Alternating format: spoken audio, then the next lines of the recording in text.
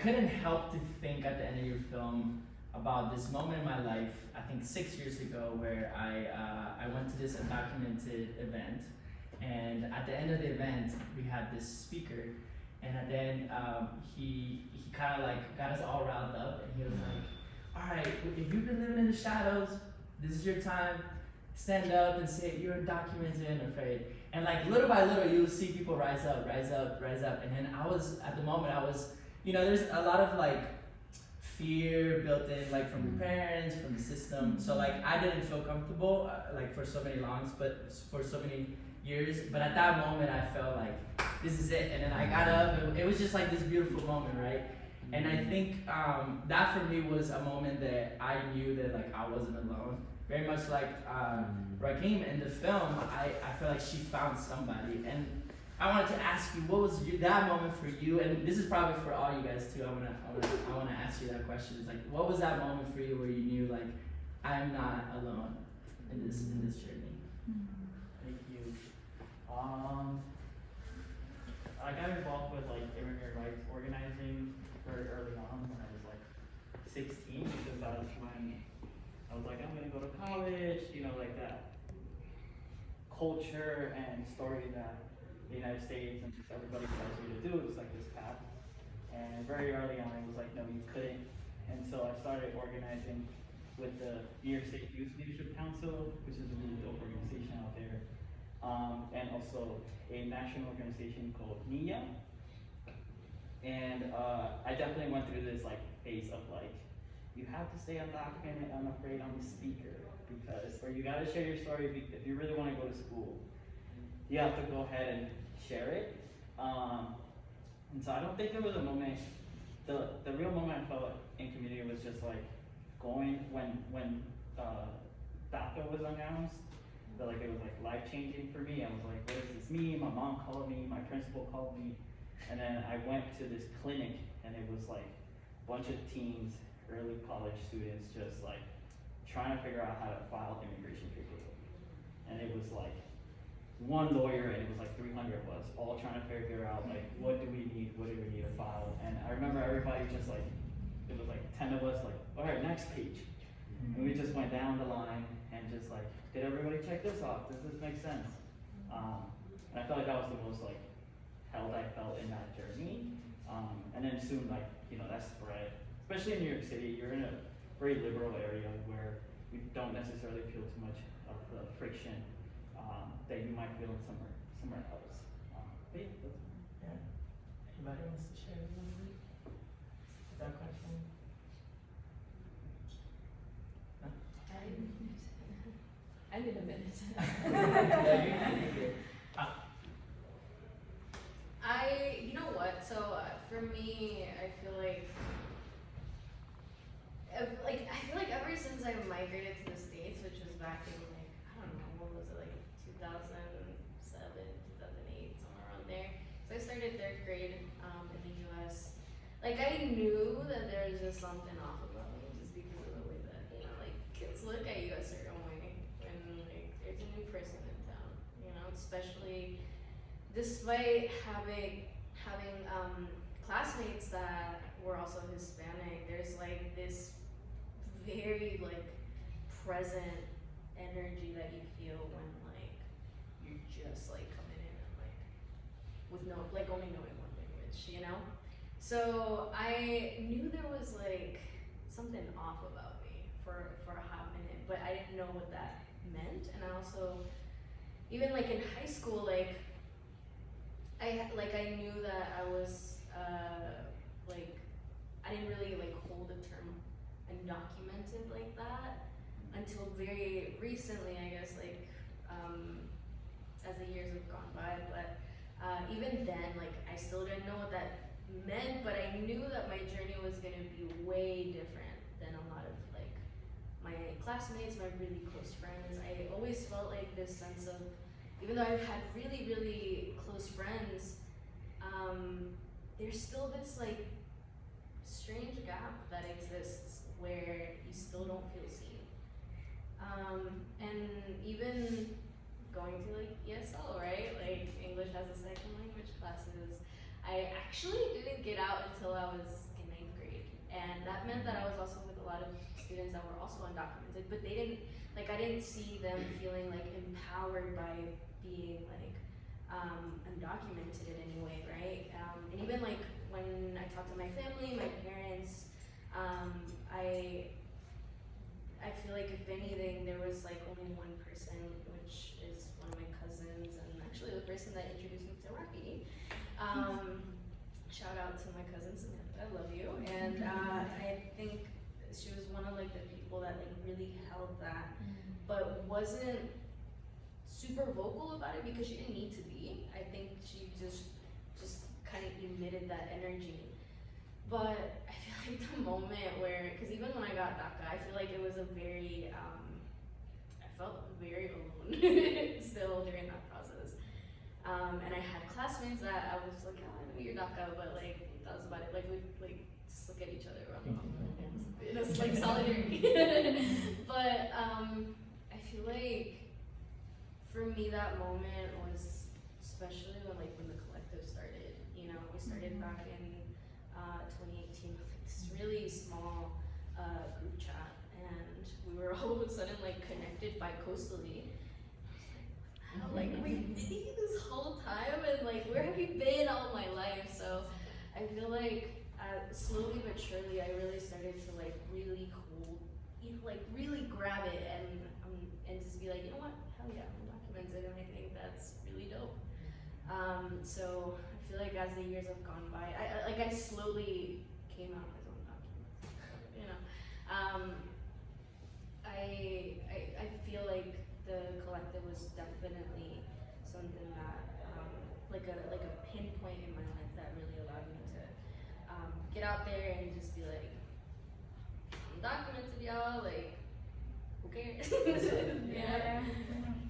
I feel like undocumented for me has not necessarily an identity, it's really like a condition that I exist in. And so it's like a hard thing to identify with other folks because it's like, it's not like a strong identity that defines me. It's just like this legal law that's encoded into the institutions of this country that like, I feel the solidarity when we engage with that friction there.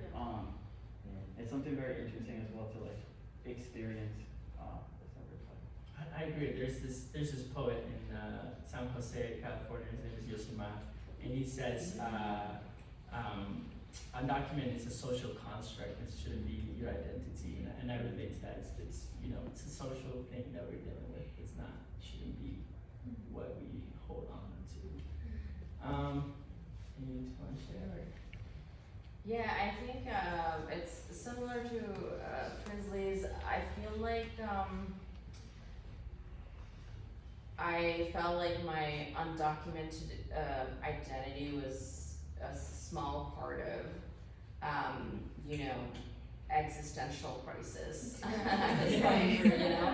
Because there's just so much as a teenager that I came here as a teenager that I'm trying to like just even understand my existence in the world. And I was lucky. I came into like Queens, New York, Jamaica, Queens, where I grew up. We went to a high school that was predominantly like Black and Latinx, but also a lot of immigrant. And I had like some like my dad's friends' kids who were with me. They were Bangladeshi, Muslim, I think they had citizenship, but they were also like, they had accents, so like, I mean, even though like here and there I would hear the term fob, fresh off the boat, and like that type of bullying stuff, but I feel like those things didn't really actually bother me. There were definitely, now when I look back, I see there were racist experiences, but I feel like it didn't really hit me like that, because I had bigger shit to worry about. I also had a lot of family crisis my entire life, and especially in teenage years, so I think my family crisis was so much of a bigger thing, like in terms of my safety at home, or like my peace at home.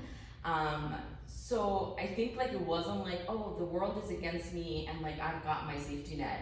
I pretty much didn't feel safe in my own skin, so I think that's why it's a little unique for me. Sometimes I can't relate to like the typical isolation experience.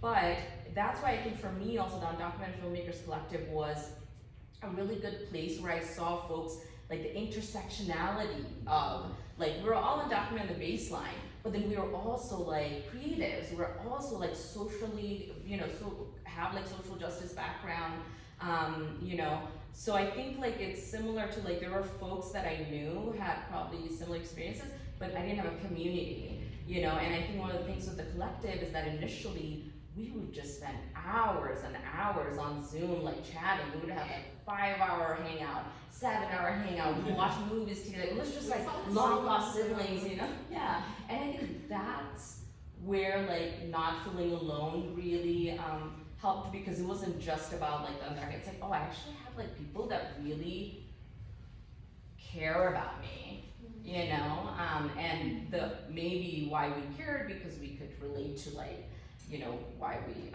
connected. But also just, another quick note, I think there has definitely been moments where I didn't feel alone. I just always give shout out to community organizers, folks that are out on the ground, like similar to the work Frisly was doing, like a lot of folks in the collective.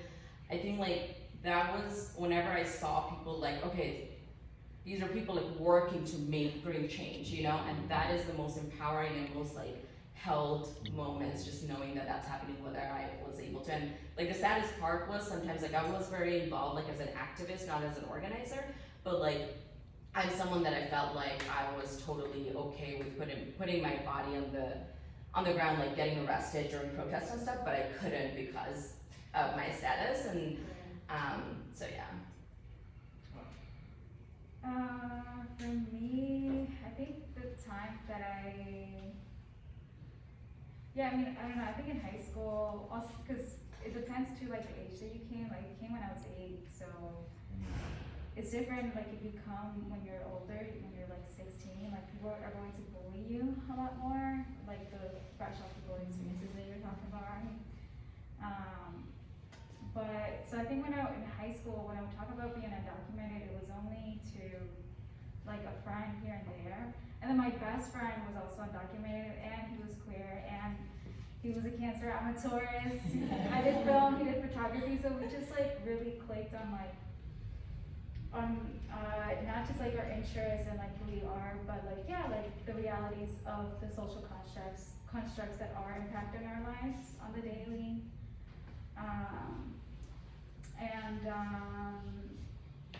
So I think like our experiences was more, like that undocumented experience was more in that pod. Like it wasn't beyond that. It wasn't until I moved, and so I think I made my first film to try to get the dream I passed in Maryland. That I was more out there with it, and then then like I think like moving to New York and just meeting like different queer undocumented leaders who did a lot of civil disobedience and were very unapologetic, and like everything that you're describing, that for me was like the things that I wish I had exposure when I was like in high school and middle school, but retroactively it was still like a healing thing for me.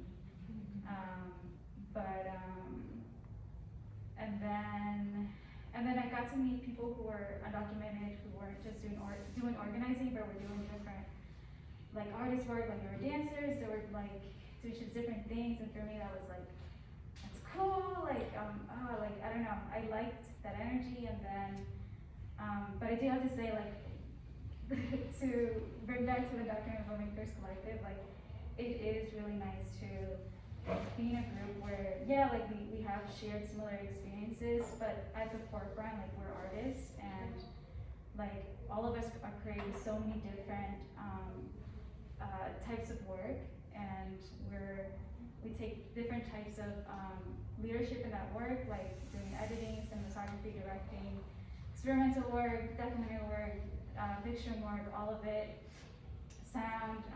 So it's just like really great to be in that and like have a group that like does have more of the understanding between each other. Yeah. Wow. Well, this is a good segue to your question for your film. your film was very tough to kind of watch and also process, because I think a part of me, talking with people that have DACA or undocumented as well, like there's this big portion of them that them being here doesn't serve them anymore, and they're like, at this point, I've been dealing with so much uncertainty. Fuck this, I'm gonna go back. And this is I have to prove my humanity to everybody, blah blah, right? So it's like you get to this point where you're just like tired, and just like, let me just go with my family and just be happy, And I think with your film, like it's so hard because you get this experience of this person, and he had to make a choice at that moment, and he has to deal with the repercussions. But it's like, it's so sad to see, what that decision, which it comes from a good place, led to, not being together with his son, and his son battling with alcoholism. So it's tough, and I think when I see your film, I think about you and how was the process of editing the film and dealing with, because I've edited a couple pieces that like I have to put away for a day or two, because like I start crying and I'm like, this is way too emotional. So for you, like, how was the process of editing, and how was it? How did you like feel his story like impacted your journey being this film? Yeah, let me think. Thanks for catching all of that. Yeah, you're really on it. Yeah, so like you talked about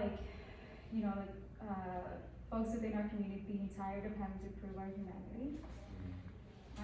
So something that I did in the film is like I don't follow the narrator, like where he works or where he lives, because I'm not trying to prove to you that he's a human, like that's done. So instead, what I'm trying to do is personify objects or different things and like add meaning into that. So that it's not about humanizing, because that's already a given in my film. And it took me like 2 years to, if I put all that time spread out and spread out together, it took me like 2 years to edit 7 minutes, which my mom is like, why are you wasting your time? Yeah, I support you, but why are you wasting your time?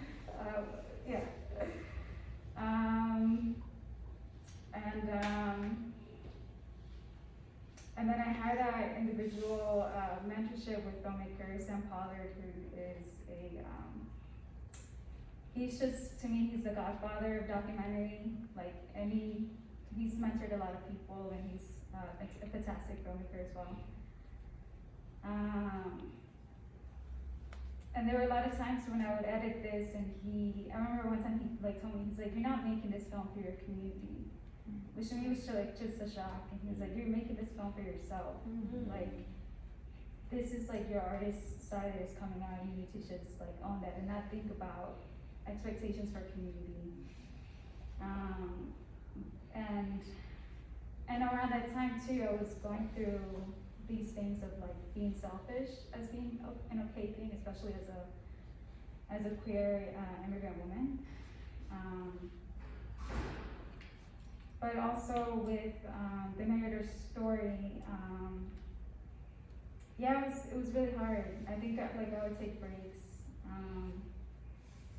and have like support. And as cliche as that sounds too, like the things that I would feel overwhelmed with, I would try to like put that into the work. But definitely I would take like a lot of breaks and go to therapy too. Yeah. Yeah, and I think you do a wonderful job to kind of get the viewer in this peer. You paint this soundscape. I feel like it almost feels like you're having a therapy session with this guy as well, because like you're just there, and there's this process to help you like you to go to figure out what he's also saying and how to go into it. And I think I mean, this could be a question for you all. Like, as I see, you know, again, there's this group of people that just don't want to be here in a certain point. They're just like, and I've wrestled with that idea as well. Just because also when I'm from Peru, so if I go back to Peru, I could go to like Mexico, I could go to Spain, I could go all these countries, right?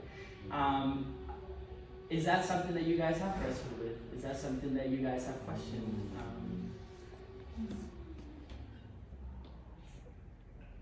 Sorry, what was the question? So is that something, I don't know, have you wrestled with that idea as well to like just kind of, I don't know. Go back home. And go back to the country where you were born. yeah, go back to where your country you're born and just kind of, I don't know, just do what you do over there. Yeah, I mean, I feel, so last year I actually got so two very big things happened for me last year. One of them was I purchased my first home in North Carolina, and on top of that, I also got the privilege to go back to my motherland through advanced parole. And I was there for about a month, and I even to this day, like I'm like still battling with that idea of like, what does home even mean for me? What is that term? What does it mean to own land, right? And live in a space and in a country where politically you just don't feel welcome. And then going back to where you were first born and being incredible, I felt very afraid to not feel welcome and just like,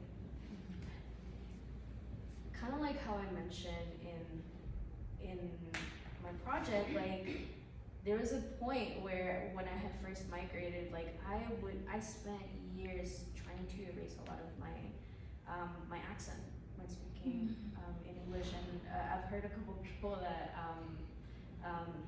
some of my white friends, you know, they'll be like, you know, if you really listen to it, like you have to pay a lot of attention to when you're speaking, to think that you're from somewhere else. And I'm like, oh, thank you, I worked so hard for that. But that also came with the repercussions of like losing some of my Spanish, right? So even though I am predominantly like fluent in Spanish, like there's still like things that I stutter a lot, especially when I speak Spanish, and so having to deal with that language barrier, and on top of that reconnect with family, right? And then have that privilege to go back, but not be with my parents, who I absolutely adore, and like we're just kind of like this unit that moves from point A to point B together, right?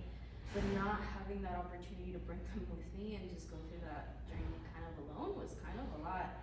But it also really poses the question as to like, and it's not even about like whether I want to self-deport or not, because that does come into question for me from time to time. But it's like, if I were to get deported, right? Let's say if I get deported, like there's a lot of things that like I could maybe benefit from. Like I could travel freely and like go from point A to point B, because even when I arrived to Mexico, like it was so weird landing and showing my passport, my identification, which was specific. So in Mexico we have this thing called an INE, which is like your identification card to vote, you know, to vote in like political, and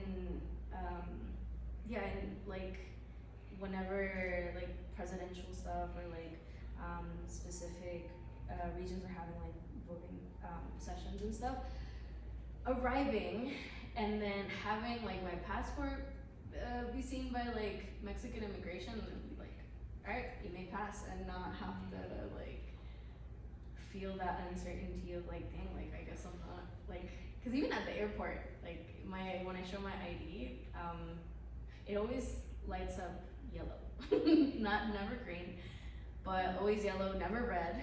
But every time like either airport security like looks at it, and like they like look down, and like, all right, I guess you can pass. So there's definitely something that I feel a certain way. There's like that hot bar too on the ID. Yeah, and so for the longest time, even before I went, I always felt like I'm not from here nor from there. I'm just kind of floating. Not even like because I'm constantly trying to fit into multiple boxes, but the reality of it is that I'm just a blob, you know. And coming back, returning to the U.S. back from Mexico, like really. I guess like really put it into perspective that I'm kind of from both places, and I can be at the same time, and I'm from all places. You know, I'm not just from the U.S., not just from Mexico, but I'm just like holding like this big. I'm just a human being. So I feel like with just migration, self-deportation, I feel like there's always gonna be that question for me. But I just feel like at the end of the day, like I'll be able to settle in wherever I decide to go, because I'm like from nowhere and from all places, you know. So that's kind of how I've been seeing it lately. That might change, you know. It's like a superpower today. Yeah. Sweet. Well, I'm gonna open up to the audience. If anybody has a question or two, any comments, any praises, what you think about the film. I really liked your film. I felt like it was really easy. We had your podcast. It was like it put things into words that were really easily understandable, and I really liked like, the graphics you used with like the cameras and stuff. I really like. I relate to also just like you're coming to your end conclusion of being from both places. I relate to that, being like mixed and having to learn to define yourself in a world that's kind of like trying to define you for you all the time. Yeah, I really like your story. I love your stories. Thank you so much. Yeah, no, that means a lot, because like I think, especially in the pre-production part of the development of the podcast, what we really wanted to do is that even though we have like the targeted audience of like being a lot of scholars or like people that high school students that are going that are just like trying to figure out who they are and just navigate their own experiences within the South, I feel like one of the biggest things that I was really trying to vouch for was like, I don't want this to sound, because it could have easily sounded like a lecture. It could have easily just been like this really boring, like, I don't know, like 15-minute podcast where you just like blah, blah, blah, blah, blah. But I'm like, I don't want any of that. I want this to be as accessible as possible, so that people that, even the folks that speak and identify most with like Spanglish, you know, to be able to resonate with the history as well, and so that it was digestible enough to view and like to understand and relate, because I know I tend to get very bored with just like history documentaries and stuff, so I'm like, Well, I think that had a great flow. Also, like me and my work partner Allison, we are about to teach some high schoolers in the art program over the summer, and it's like visual arts, and definitely something that I would think to, maybe expose the kids to. It's just like, how do we define ourselves, and then how does our art reflect that? absolutely. Thank you so much. Awesome. Anybody else? I feel like Rahi's secret was like such a beautiful way to capture like the message of all of your work. Like I feel like it relates back, and I keep on using Rahi's secret like as an entry point to like what you all are talking about with your lived experience and kind of like having to hide your magic. And when really like that is what can bring us, you know, forward. So it is like totally a catch-22. I can like see in all of your work that you have to like really struggle with like being from two histories or two locations.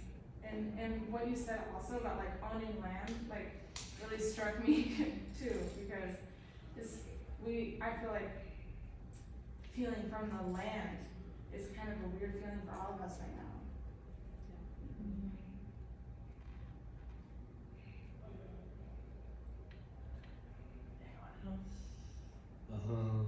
Something that got my attention was from Luna's film.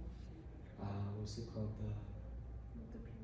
The pacing, like the timing, the way you would stretch out the words from the narrator and all that. I really liked that.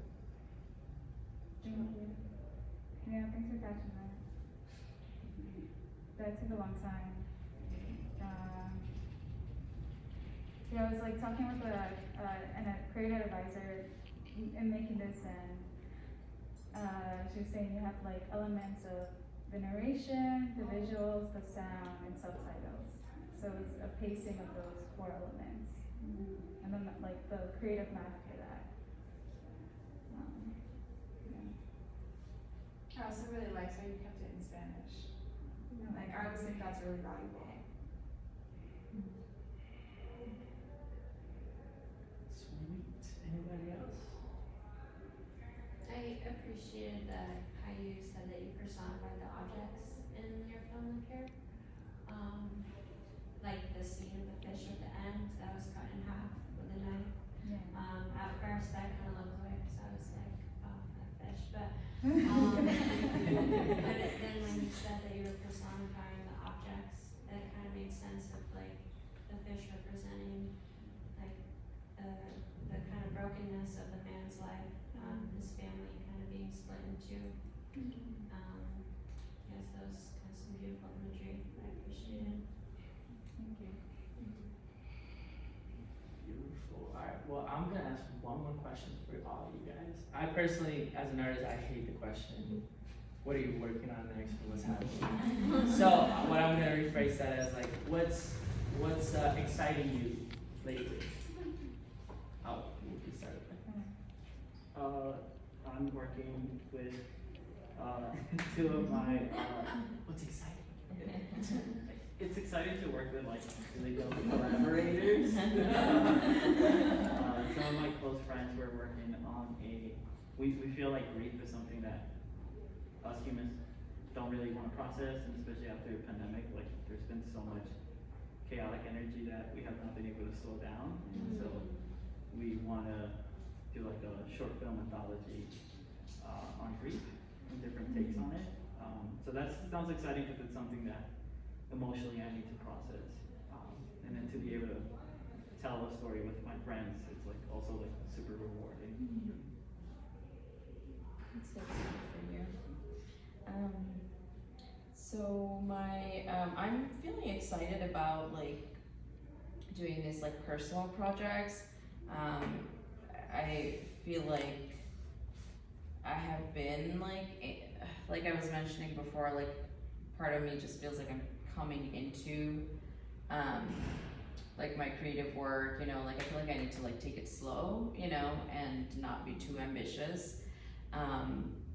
And I feel like maybe I'll get to a point where like I'm just like, yeah, I'm ready, everything is like lined up, and I'll just like produce a lot. So right now I also feel like there's, you know, I'm doing like some trauma work, and I think this is also a good time for me to like I feel safe to like do personal projects, you know, emotionally like kind of supported.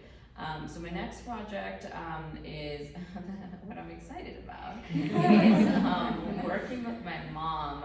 So it's also gonna be, I don't know exactly what it's gonna be like, but I just feel that my mom's story needs to be told. She had a very typical journey of Muslim Bangladeshi women that immigrated to the U.S. and had to work really hard and all that kind of stuff. Also had a very complicated marital relationship. And then after all the kids got out of the house, she started writing poetry. And all on her own. She never went to school beyond 8th grade. And then she created this whole community on Facebook and published books in Bangla and got her own live shows, you know. And this is really just for me, I'm like, wow, look at you. You just created this liberatory path for yourself. You completely carved it yourself, you know. So I'm just kind of really, fascinated by it, and I'm inspired by it, even if she wasn't my mother. And so I think, it's a story that could inspire a lot of people, especially she started when she was in her mid-50s. She's in her 60s now.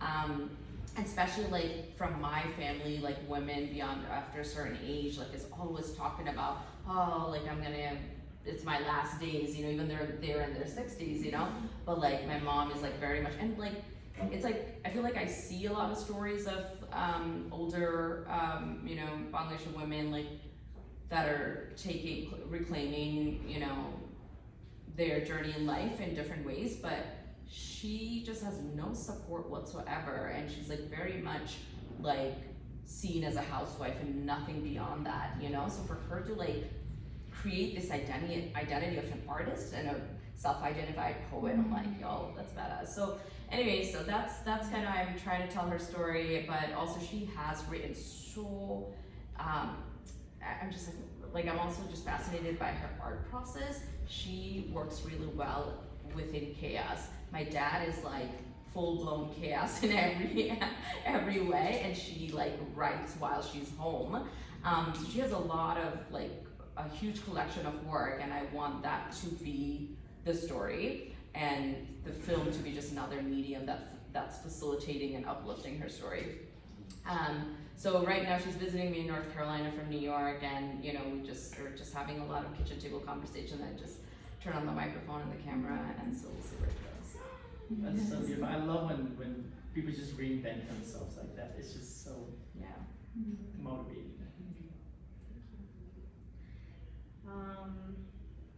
You asked exciting. Quitting my day job very soon, so that's super exciting. Because that just means that I kind of get a little bit more time to work on, I guess I don't know, reclaim this artist label that I feel I have yet to claim, because I just feel kind of a creative or a technical person a lot of the times. But there's a couple of stories that I really want to explore, and there's my medium of choice that I'd like to expand on, and also towards the end of my creative journey, or whenever that may be. I really want to do a lot of sound, a lot of Foley, a lot of just auditory work, and one of that includes I don't know if it's gonna be a podcast yet. I don't know if it's gonna be an audio documentary, but it kind of it explores just traveling while being brown and documented, and having to plan this much just for a trip to get out of that chaos, and then returning back to that same chaos that you escaped from, right? And really exploring what does that mean, and and how how can we find a better way to not be in a constant mode of survival. And then the other project that I am really excited to explore more is just this really what does home mean project about because I have a ton of footage of when I was moving out of the apartment that I was in for 15 years, and just leaving that behind, and starting this new chapter with my parents and stuff, and then returning back to Mexico and just being in this constant mode of turmoil throughout that whole journey. So I'm also really excited to explore that. And there's I'm gonna be co-producing for a friend's film very soon. So I'm really excited to just take that on and just get this really beautiful project to like come into fruition. So excited to do that. Passing it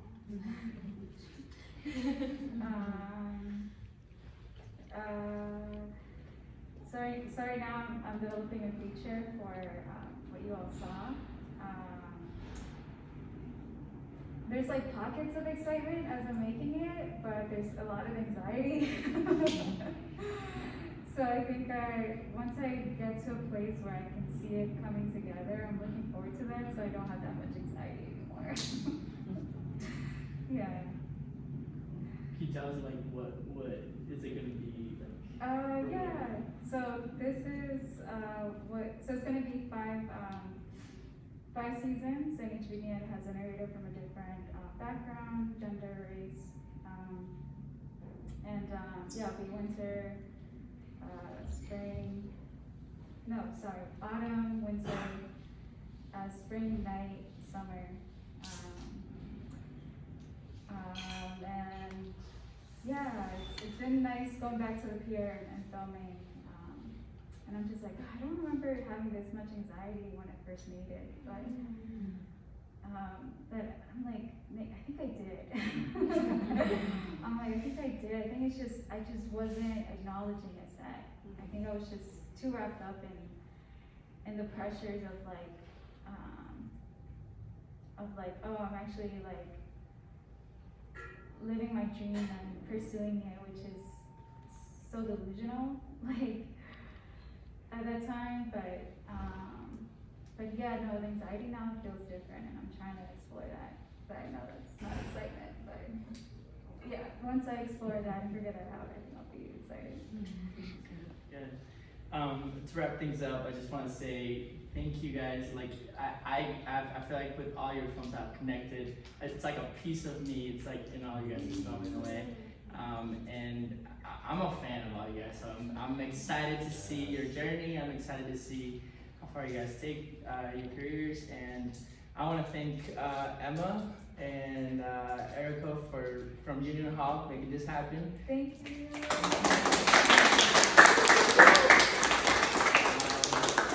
Denver Film, and all you guys for coming out and making this an event. So thank you so much, and please come talk to the artists, get their socials, follow their journey as well. But thank you so much, everybody.